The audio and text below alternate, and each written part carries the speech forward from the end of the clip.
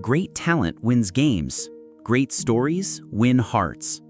From England's golden boy to football's great mystery, Dele Alli's rise was meteoric, his fall sudden and baffling. Once adored for his fearless flair, now absent from the spotlight, his name lingers like an unfinished sentence. What happened to the prodigy who lit up the Premier League? If the truth is darker than decline, do we dare to look? He was 20 years old, scoring volleys at Stamford Bridge, nutmegging world-class defenders, and smiling as if football was the simplest game on earth. 2 consecutive PFA Young Player of the Year awards, a Champions League final, praise from legends who saw him as England's future, and then nothing like it. By 26, Dele Alli was struggling for minutes at Everton, loaned to Besiktas, far from the stage where he once thrived. Fans whispered about lost hunger, pundits pointed to his lifestyle, and clips of half-hearted presses went viral as proof of decline. But what if they were all looking in the wrong place? What if this wasn't the story of a lazy star wasting his talent, but of a man carrying invisible scars, shaped long before he ever pulled on a Spurs shirt? This is not a highlight reel. It's a journey into the shadows behind the spotlight, where childhood trauma, tactical shifts, and the unforgiving lens of the media combine to rewrite one of English football's most promising careers. To understand his disappearance, we must first know where he came from. This is the battle at the heart of Dele Alli's story: public perception versus private reality. The cost: his career, his mental health, and his identity in the game. The reward for uncovering the truth: a deeper understanding of how football can both make and unmake its stars. Behind every dip in form, there's a fight we rarely see. Bamadile Jermaine Alli was born on April 11, 1996, in Milton Keynes, Buckinghamshire, to a Nigerian father and an English mother. His early years were anything but stable. When Dele was just 6, his father moved to the United States. His mother, battling alcohol addiction, struggled to provide a consistent home. By the age of 12, Dele's living situation had shifted dramatically. He moved in with the family of a close friend, an arrangement born not of adoption papers, but of necessity. This change gave him stability, yet also confirmed the feeling that he'd been left to navigate the world largely on his own. Milton Keynes, a planned town with sprawling estates and pockets of hardship, offered few pathways to elite sport. But in local parks and school grounds, football was an escape. Dele's talent emerged early: 2-footed control, vision beyond his years, and a fearlessness in taking on older, stronger opponents. Coaches noted not just his technical skill, but a competitive edge, rooted, perhaps, in a childhood that demanded resilience. At Stantonbury Campus School, and later through MK Dons youth setup, he stood out. He could read the game faster than most, drifting into space before defenders realized the danger. But just as defining was his personality: guarded off the pitch, exuberant on it. Carl Robinson, the MK Dons manager who would later give him his senior debut, recalled, "He wasn't the loudest kid, but when the whistle went, he played like he owned the pitch." These formative years shaped more than just his playing style. They taught him independence, both a strength and a vulnerability. It would help him rise quickly through the ranks, but also make it harder to lean on others when the pressures of professional football intensified. The boy who learned to stand alone would soon take on the Premier League. Dele Alli's journey into professional football began at the academy of Milton Keynes Dons, the club that would become his launchpad. By 16, he was already training with the first team, and on November 2, 2012, he made his senior debut in an FA Cup match against Cambridge City. It wasn't a fairy tale start, just a few minutes at the end, but it marked the beginning of a rapid ascent. The breakthrough came in the 2013-14 season. Playing in League One, Dele's technical ability and composure on the ball set him apart. He wasn't just surviving in senior football, he was dictating games. On February 11, 2014, against Notts County, he scored his first career hat trick, an 18-year-old midfielder dismantling seasoned professionals. His combination of long strides, precise timing, and an instinct for arriving in the box was drawing attention from scouts across the country. MK Dons manager Carl Robinson saw it early. You don't teach that kind of awareness. He played with a calmness beyond his age. By the start of the 2014-15 campaign, Premier League clubs were circling. Still, Dele remained focused, captaining MK Dons in certain matches and delivering performances that belied his youth. That August, in a League Cup tie, he famously outshone the opposition in a 4-0 demolition of Manchester United, an upset that sent shockwaves through English football. Tottenham Hotspur moved quickly. In February 2015, they secured his signature for £5 million, a fee many would later call one of the bargains of the decade. Dele finished the season at MK Dons, helping them earn promotion to the Championship before joining Spurs in the summer. The timing was perfect. Tottenham, under Mauricio Pochettino, were building a high-energy, pressing side full of young talent. Dele's adaptability, fearless mentality, and knack for decisive moments made him an ideal fit. From the training ground to his Premier League debut, he looked unfazed by the leap in level. In his first league start against Leicester City in August 2015, he scored. It was a sign of what was to come, a player who rose to the occasion no matter how big the stage. The leap from League One to the Premier League was only the start of his meteoric rise. The 2015-16 Premier League season was supposed to be a period of adaptation for a 19-year-old fresh from League One. For Dele Alli, it became the season that transformed him from a promising prospect into a national sensation. The breakthrough moment came on November 8, 2015, against Arsenal at the Emirates Stadium. In a high-pressure North London derby, Dele started in midfield, showing no sign of intimidation. He not only covered ground relentlessly, but played with a swagger usually reserved for seasoned internationals. Just a week later, he scored one of the goals of the season against Crystal Palace in January 2016. Controlling the ball with a deft flick over an opponent, spinning and volleying into the bottom corner, it was a strike replayed endlessly on highlight reels. That goal didn't just earn points, it announced Dele as a special talent. By the end of that season, he had scored 10 league goals and provided 9 assists, numbers extraordinary for a midfielder in his first top-flight campaign. The PFA named him Young Player of the Year, an award he would win again the following season. More than statistics, it was the way he played. Ghosting into the box at the perfect moment, linking telepathically with Harry Kane, and bringing a street footballer's audacity into the Premier League. Media outlets began comparing him to the likes of Steven Gerrard and Frank Lampard for his goal scoring from midfield. Mauricio Pochettino praised his natural instinct for the game, while England manager Roy Hodgson called him a once-in-a-generation talent.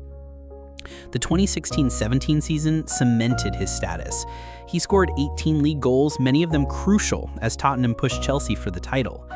Performances like the brace against the reigning champions in January 2017, both goals towering headers, showed his range and adaptability. That night at White Hart Lane, fans chanted his name long after the final whistle, convinced they were witnessing the emergence of a new English great. This period was also when Dele began to develop a signature image, tape on his wrist, playful goal celebrations, and a knack for delivering in big matches. Sponsorships grew, media appearances multiplied, and his market value soared to over £100 million in 2018. It was a dizzying climb from MK Dons to the top tier of English football in just 3 years. But with rapid ascent comes the burden of expectation, a weight that would soon become a defining factor in the next chapter of his career. At his peak, Dele looked unstoppable, until the forces pulling him down began to surface. From 2016 to 2018, Dele Alli wasn't just one of the brightest young players in the Premier League, he was arguably among the most dangerous attacking midfielders in Europe. This was the era when his name became shorthand for audacity, creativity, and ruthless end product. 2016-17, the breakout season. Tottenham's 2016-17 campaign was a perfect storm for Dele's talents.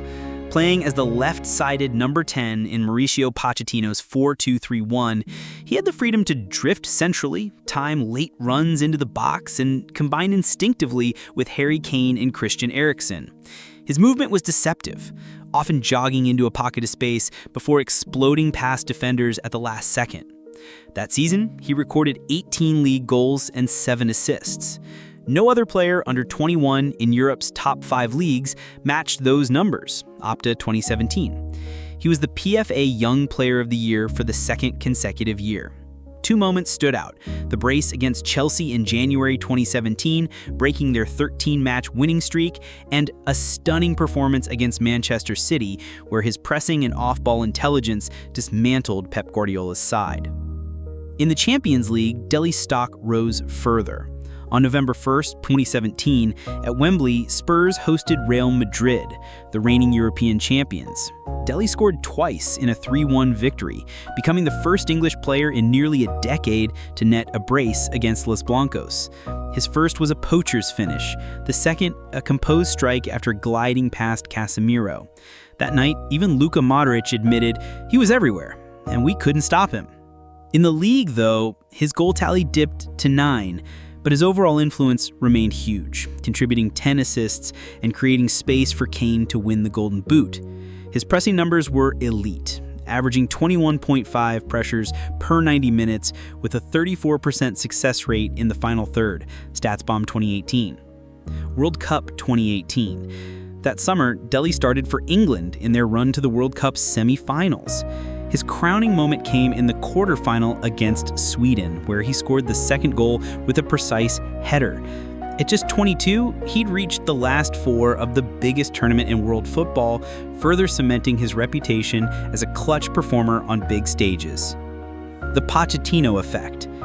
Part of what made this period so effective was system stability. Pochettino trusted Dele's instincts, building patterns of play that maximized his knack for arriving in the box unseen. The midfield double pivot provided cover, the fullbacks stretched play, and Harry Kane's movement created channels for Dele to attack. His game thrived on chemistry, knowing exactly when Kane would drop deep or when Eriksen would thread a through ball. Commercial peak. Off the pitch, Dele became a marketable figure. Endorsements with Adidas, media appearances, and even his own viral goal celebration, the Dele Alli Challenge, made him a global name. But fame also amplified scrutiny. Every performance, gesture, or Instagram post became part of the public record, a reality that would later feed the narrative of his decline. By the summer of 2018, he was valued at over £100 million in the transfer market. Pundits debated whether he might follow in the footsteps of Lampard or Gerrard, blending goal scoring with leadership. Few could have imagined that within 4 years, he'd be fighting for minutes in Turkey. This was Dele at his sharpest. Tactically intelligent, technically fearless, physically relentless. A player who could dominate matches without dominating possession. When you're at the top, the fall can begin before you even see the edge. For Dele Alli, the turning point wasn't a single moment, it was a slow unraveling. After the 2018 World Cup, injuries began to creep in. Persistent hamstring problems in the 2018-19 season disrupted his rhythm, forcing him to adapt his game. His trademark late runs into the backs became less frequent, his explosiveness dulled. The departure of Mauricio Pochettino in November 2019 marked another shift. Under Jose Mourinho, Dele was initially rejuvenated, scoring a brace against Bournemouth in Mourinho's second match, but the honeymoon faded quickly. Mourinho's public criticisms, including a remark about lazy training habits, amplified the media narrative that Dele had lost his edge. Even when he worked tirelessly off the ball, perception began to outweigh performance. Tactically, Spurs' shape changed. The pressing game that had suited him was replaced with a more conservative counter-attacking style. His touches in the box dropped from 6.1 per 90 in 2018-19 to just 3.8 in 2020-21 Opta. Without the structure that maximized his instincts, he often looked peripheral. Off the pitch, social media magnified every misstep. Photos from nights out, moments of frustration on the bench, even body language during warm-ups were dissected and fed into a narrative of decline. The truth that he was grappling with long-standing mental health challenges remained hidden. By the start of 2021-22, under Nuno Espirito Santo, Dele was playing deeper in midfield, far from the penalty area. His attacking output plummeted, 0 league goals after August. When Antonio Conte arrived mid-season, opportunities dwindled further. In January 2022, Tottenham allowed him to leave for Everton on a free transfer with a heavily incentivized contract. It was a shocking move for a player once valued at over £100 million. At Everton, under Frank Lampard, he struggled to secure a starting place. A loan to Besiktas in 2022-23 offered a fresh start, but injuries and adaptation issues limited his impact. The public reckoning came in July 2023, when Dele appeared on The Overlap with Gary Neville. For the first time, he spoke openly about his childhood trauma, his time in rehab, and the mental health battles that had shadowed his career. It reframed his decline not as a loss of desire, but as the consequence of unresolved wounds carried since childhood. Even so, football is an unforgiving arena. By the time the truth was told, years of form and confidence had been eroded. The comeback road, if he chooses it, will be long. His disappearance from the game was never about hunger. It was about survival. Dele Alli's legacy is as complex as it is compelling. On one hand, he remains one of the most gifted English midfielders of his generation. Twice crowned PFA Young Player of the Year, a Champions League finalist, a World Cup semi-finalist, and the scorer of goals that will live in Tottenham folklore. On the other, his career stands as a cautionary tale of how quickly promise can be clouded by circumstances unseen. What sets Dele apart is that his influence extended beyond the pitch. His style, fearless, improvisational, unorthodox, reminded fans of football's street roots. His openness in 2023 about trauma and mental health carved out space for conversations long avoided in the sport. In doing so, he may have given other players permission to speak before the weight becomes unbearable. Whether his story ends with a comeback or a quiet exit, Dele has already left a mark that statistics alone cannot capture. He is a reminder that greatness is not only measured in medals, but also in the courage to be vulnerable in a world that demands invincibility. History will remember both the goals and the truth behind the silence. Great talent wins games. Great stories win hearts. Dele Alli's journey reminds us that behind every player's public image lies a private battle we may never fully see. If his career has taught us anything, it's that courage isn't just chasing a ball under bright lights. It's confronting the darkness when no one is watching. If you were in his position, would you have had the strength to speak? Thank you for watching. Don't forget to subscribe and share your thoughts in the comments. And if you want to explore another powerful untold story, watch our next video, The Untold Story of Aaron Lennon, Football's Quiet Fight with Depression. The bravest comeback is telling the world you're not okay.